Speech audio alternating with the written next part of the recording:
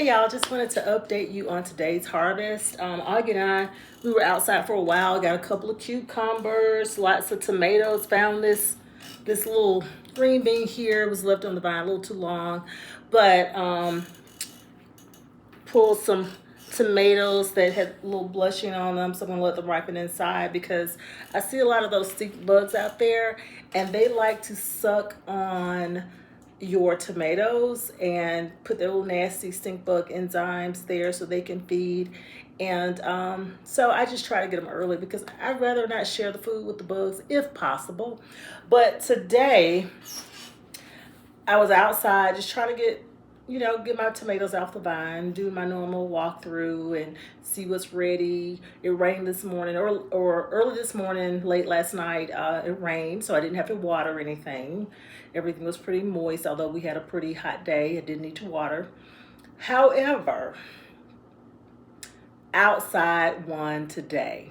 Okay, it did, because you know how you hear things like kind of with some weight on it that kind of hit the back of your house or the siding or something like that.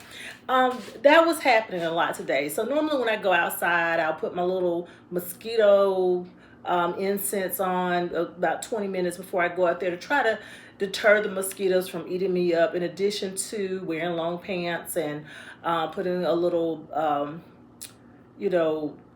repellent on. But today it was just a bunch of thump thump. What is that? It was, I just couldn't relax in my favorite place today. So I was leaving out of the garden. Augie was already like, look, it's too hot. I want to go in. He was at the door already.